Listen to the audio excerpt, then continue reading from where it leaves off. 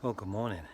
It's Friday the 5th of March, and today is my first run of March. And you'll be wondering, well, why didn't you run earlier in the week? Well, firstly, let's get today's run out of the way and I'll tell you a bit more about it. So, today's run, legs felt a little bit tired, but still managed to get out there and managed to complete the 3-kilometre route that I've been doing recently. Surprised me with the time actually. To say the legs felt so heavy was actually around about the same time, which was good. Cardio actually felt very good, very controlled, no discomfort, good breathing control as well. But why was it only my first run? So, as you know, these videos are all about me telling you my journey of managing heart failure. My heart failure was caused by three things really, but first one is atrial fibrillation, and that's an arrhythmia issue with your ticker.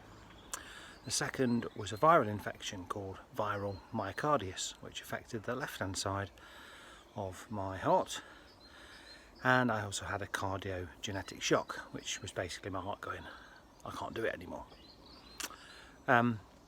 Anyway, last Sunday morning, about 1 o'clock in the morning, look at me steaming up, sorry, I was woke by an episode of atrial fibrillation, which I have no idea why.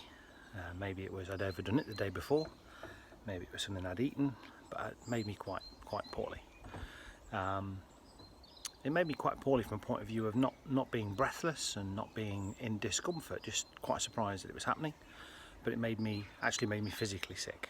So it was my body's way of saying something's not quite right.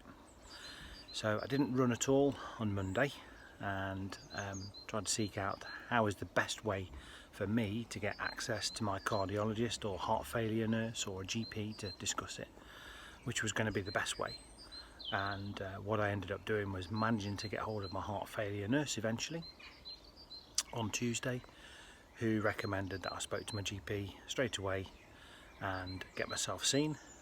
I was spoken to on the Wednesday morning. I was seen within half an hour at the surgery. Everything checked out okay, blood pressure's okay, cardio's okay, rhythm's fine, but a decision's been made to put me back onto some anticoagulant. So I'll be starting that today. And until I got the professional advice from the doctor about whether I should or shouldn't be able to run again, I thought probably best to just, for the time being, just pause. Hence why I didn't go out on Monday or Wednesday, but I'm back out today. So I am able to run and I feel fine.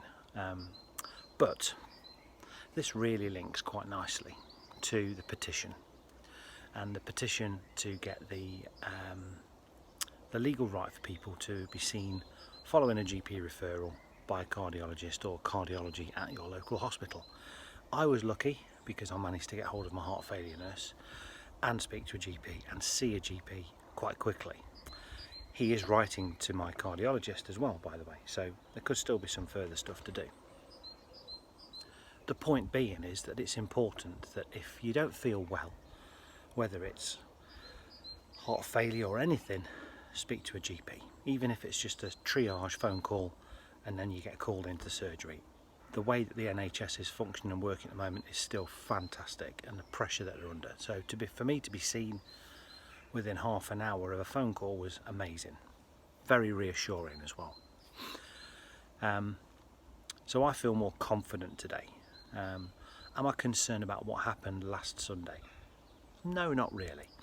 Am I surprised it happened? No, not really. With everything that I've had to endure over the past 2 years with my heart failure, it's inevitable at some point I was going to have a little blip, but I don't really know what's caused it.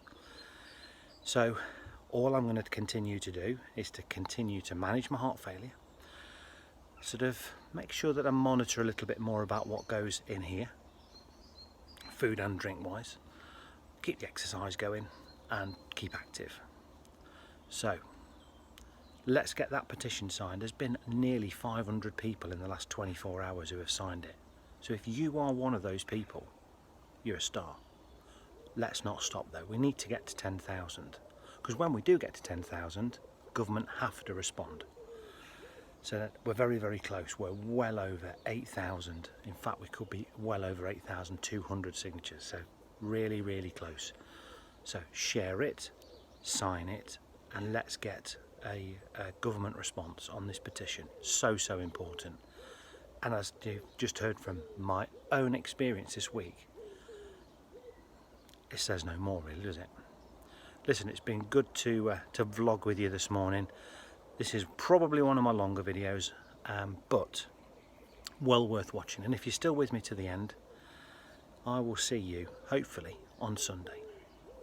Bye.